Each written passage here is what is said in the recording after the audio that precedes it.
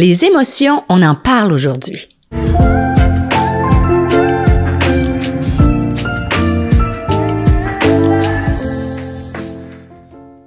Bonjour, quelle joie de te retrouver. Je suis tellement contente qu'on puisse passer ce moment ensemble.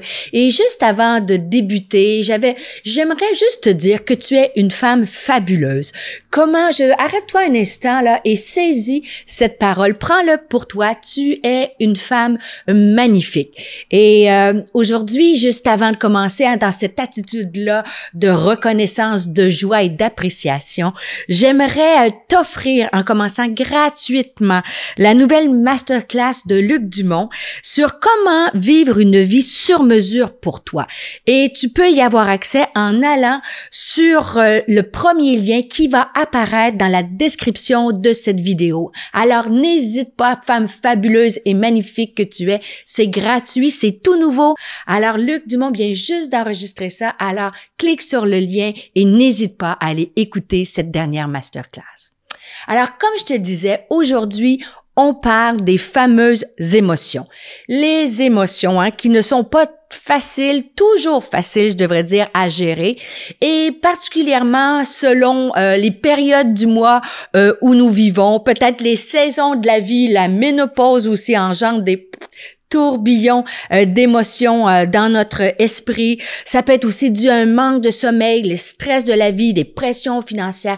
Quand on est sous pression, tout ceci peut nous amener des défis à gérer sainement les émotions. Et juste en commençant, je voudrais pas tomber dans les clichés, les stéréotypes que les histoires d'émotions, c'est juste pour les femmes. En fait, les hommes aussi expriment des émotions. Mais si on est honnête, pour nous, gérer sainement les émotions représente un défi. Et comme tu le sais, je voyage partout en franco et je parle avec beaucoup de femmes. Et ça reste encore un sujet important. Et c'est pour ça que je voulais m'arrêter aujourd'hui et qu'on puisse en discuter ensemble. Alors, n'hésite pas dans les commentaires, mets-moi un pouce si tu dis, moi, Stéphanie, j'ai besoin. Peut-être pose-moi des questions si tu veux, s'il y a des choses spécifiques où je peux t'aider. Alors, ça va me faire un plaisir de répondre à tes questions. Et lorsque je parle d'émotions, quand on regarde dans la parole de Dieu, on constate que Dieu nous a créés avec des émotions. Même Jésus, qui était 100% divin, lorsqu'il a marché sur la terre, il était 100% humain pour qu'il puisse ressentir, savoir ce que nous allons vivre dans notre quotidien. Et Jésus a exprimé des émotions, a ressenti des émotions. Je te rappelle, quand son ami Lazare est mort, la Bible nous dit qu'il a pleuré. Lorsqu'il s'est senti à Golgotha, quand il a prié, il a senti que ses amis l'avaient abandonné, il a ressenti la tristesse, il a même ressenti l'angoisse. Et à Gethsémani, la Bible nous dit qu'il y a eu même ces grumeaux de sang. Alors, Jésus a ressenti des émotions, de l'angoisse à la joie, bien entendu, mais aussi à la colère quand il a vu les vendeurs dans le temple. David aussi, un homme selon le cœur de Dieu, la Bible nous dit dans les psaumes qu'il a dansé de joie devant l'Éternel. Et à d'autres endroits, il va dire, je suis comme un vase brisé. Donc, en fait, il faut savoir que les émotions, ça vient de Dieu et c'est important. Des émotions, c'est des messagères qui nous parlent. Elles veulent nous dire des messages. Par exemple, la colère, lorsque tu es en colère, ça exprime le message que ça t'envoie, c'est que tu as de la frustration. Peut-être que tu luttes avec la jalousie. La jalousie, c'est une messagère qui te dit, peut-être que ton estime de soi serait à retravailler. Et c'est pour ça qu'il est sain d'exprimer ses émotions. C'est avantageux de le faire. Par contre, il faut regarder comment on les exprime. Lorsqu'elles sont manifestées de façon excessive, cela peut être vraiment épuisant dans notre vie. Fais-moi un pouce si tu es dans cette situation-là et ça peut nous emporter dans des tourbillons émotionnels qui peut nous faire glisser dans des choses qui sont vraiment tristes. Et ça peut nuire même, les conséquences, ça peut nuire à notre vie relationnelle, à notre vie même familiale, professionnelle et à notre vie spirituelle lorsqu'on est complètement envahi par des émotions, lorsqu'on les gêne pas. Et parfois même, il faut faire attention parce que exprimer trop ses émotions, bien que c'est sain, ça peut engendrer des conflits avec les gens autour de nous. Alors, je veux emmener l'autre côté, l'autre versant de la montagne ou l'autre côté de la médaille. C'est-à-dire que c'est important d'exprimer nos émotions, mais lorsqu'on les exprime de façon excessive, sans mesure, cela peut nous emmener dans des difficultés.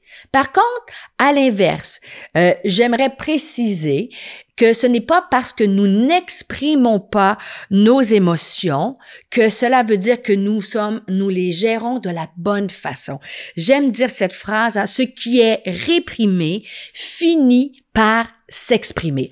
En réalité, lorsqu'on refoule nos émotions, on empêche les messagères de nous parler, de voir à l'intérieur de nous ce qui ne veut pas. Et malheureusement, et pour en avoir vu quand même souvent lors de mon ministère, j'ai fait, moi, du counseling pastoral pendant 20 ans à l'Église Nouvelle Vie, et j'ai vu des femmes toutes douces qui avaient l'air vraiment à être en contrôle des émotions, mais en fait, à l'intérieur d'eux, c'était comme une cocotte minute. Et quand il est arrivé un événement, pouf, le barrage a sauté, ça a déclenché. Des fois, ça peut aller même juste, quand tu gères pas bien tes émotions dans ton mariage, ça peut t'emmener à un divorce lorsque tu refoules ces choses-là. Et c'est pour ça qu'il est important de bien les exprimer.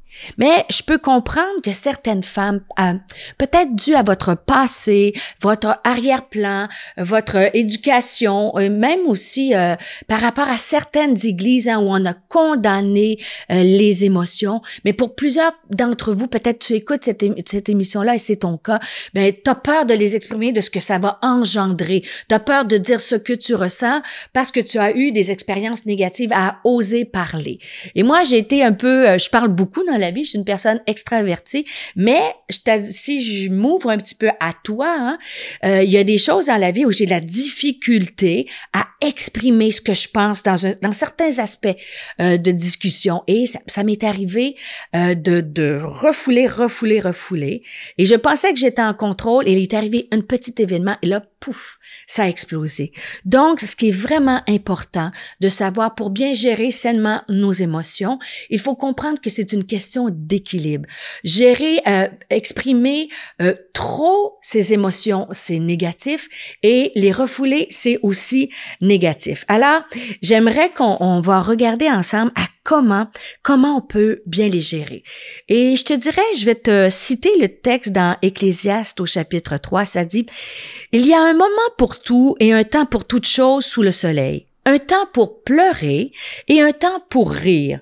Un temps pour se lamenter et un temps pour danser. » Et j'aime ça parce que des fois, je dis, il y a un temps pour se lamenter et se lamenter et se lamenter. Et lorsqu'on on se lamente tout le temps, lorsqu'on est toujours dans les émotions, mes amis, des fois, ça cause problème. Et aujourd'hui, j'espère qu'il y a une prise de conscience de dire, est-ce que je suis encore à tourner dans la colère, à tourner dans la jalousie, dans l'amertume? Et la Bible nous dit, il y a un temps pour ça, mais à un moment donné, il y a un temps pour arrêter et faire face à tout ceci. Et la Bible dit, il y a un temps pour aimer et il y a un temps pour haïr. Alors, c'est sain d'exprimer les émotions. Mais la question que je te pose, comment fait-on pour gérer sainement nos émotions? Et c'est ce qu'on va regarder dans les prochaines minutes. Je vais te partager 2 clés pour gérer sainement tes émotions. La première clé, c'est il faut savoir qu'une saine gestion des émotions repose sur un état d'équilibre entre la raison et l'émotion. Et tu peux comparer ça à une balance avec 2 plateaux. Tu as un plateau qui correspond à la raison et un plateau qui correspond aux émotions.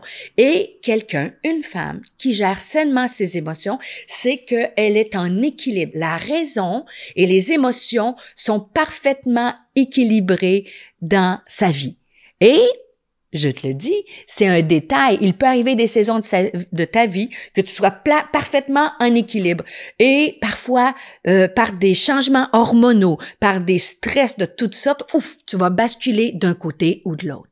Et là, ma question pour toi en ce moment, alors que tu écoutes cette capsule, arrête-toi un instant et pose-toi la question, est-ce que la gestion, l'expression de mes émotions est en équilibre? Est-ce que je suis en train de refouler des émotions?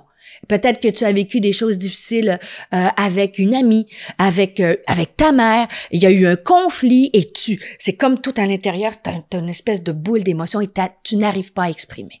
Mais j'espère qu'après l'écoute de cet épisode, tu vas se dire non, ok Stéphanie, je prends conscience qu'il faut que je parle, que j'exprime sainement parce que sinon ça va exploser. Et de l'autre côté, peut-être que tu écoutes cette capsule, puis là, en fait, tu te revois à être constamment en colère après ton mari, après tes enfants. Tu te la colère tout le temps et tu dis, waouh, Stéphanie, ça c'est excessif. Faut que je revienne. Pourquoi je suis en colère? Quelles sont les frustrations de ma vie? Et je te lance ce défi, après la capsule, que tu puisses prendre un temps de demander à Dieu, fais un peu l'inventaire, est-ce que je suis en équilibre? Est-ce que je refoule? Est-ce que je suis trop dans la raison ou trop dans l'émotion?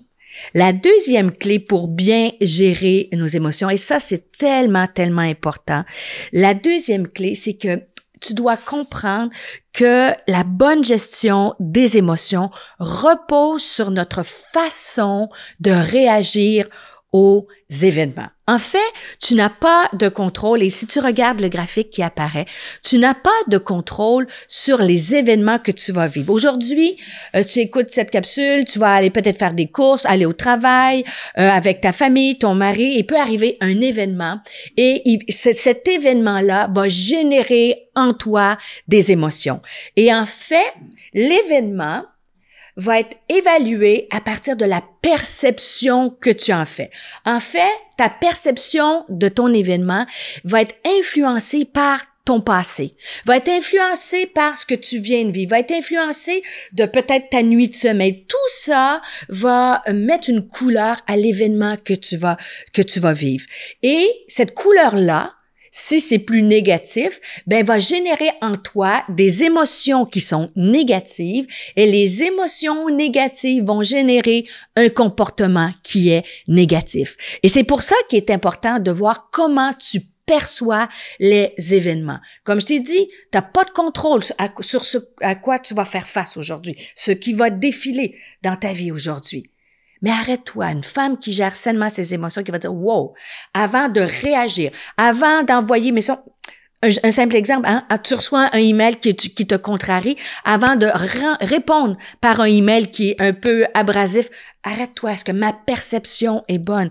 Avec ton mari, par exemple, tu peux arriver, je te donne un exemple bien, bien concret, tu demandes à ton mari, par exemple, il arrive de travailler, chérie, j'aimerais que tu m'aides à faire le ménage aujourd'hui, est-ce que tu peux m'aider à laver la salle de bain? Et là, tu vas voir que ton mari peut-être va te répondre un peu difficilement, chérie, je suis fatiguée, ta. Et là, toi, tu peux percevoir cet événement de façon négative. Tu peux dire, moi aussi, je suis fatiguée. C'est toujours moi qui fais tout dans la maison. Ça fait tant de fois que je te le demande. Les enfants m'aident pas. Alors, tu comprends bien que d'un simple événement de laver la salle de bain, ta perception vient être teintée par les refus, peut-être que tu as eu la fatigue, parce que là, tu as l'impression qu'on abuse de toi, que tu es la seule à travailler. Et là, ce qui arrive, tu perçois mal l'événement au lieu de poser la question. Ça va générer des émotions négatives. Et là, il peut y avoir une chicane, une discussion vive entre toi et ton mari, et en changeant des comportements négatifs. Et j'aimerais te dire qu'une femme qui gère sainement ses émotions, c'est que peut-être que lorsqu'elle perçoit que son mari ne veut pas l'aider dans une tâche domestique ou autre chose, tu peux lui demander, chérie, pourquoi tu ne veux pas m'aider? Et ainsi de suite. Et ça engage un dialogue, et peut-être qu'il va te dire simplement, écoute, chérie, aujourd'hui, ça m'aurait fait plaisir de t'aider, mais j'ai une discussion difficile avec mon patron au travail, et là, ça m'a emmené des émotions négatives. Et comme ça, on désamorce les bombes. Alors, je te laisse là-dessus. Une femme qui gère sainement ses émotions, c'est une femme qui est en équilibre entre la raison et entre l'expression émotive, trop émotive des émotions, entre l'équilibre entre la raison et l'émotion. Et deuxièmement, rappelle-toi que l'expression de tes émotions qui engendrent des comportements dépend de ta perception. Va valider avant d'agir. Alors, si cette émission t'a parlé, n'hésite pas, mets-moi un commentaire, dis, tu peux même écrire, Stéphanie, j'ai besoin de prière, j'ai besoin de retrouver cet équilibre-là dans ma vie. Et je te laisse en te disant, n'oublie pas mon petit cadeau que je t'ai offert au début. N'oublie pas, je t'ai dit que tu étais une femme fabuleuse et que je voulais t'honorer, t'offrir cette nouvelle masterclass de Luc Dumont sur comment vivre une vie sur mesure pour toi. Tu peux y avoir accès en cliquant sous le lien qui apparaît sous cette vidéo. Alors, j'ai hâte de te retrouver. Les émotions, on en a parlé aujourd'hui.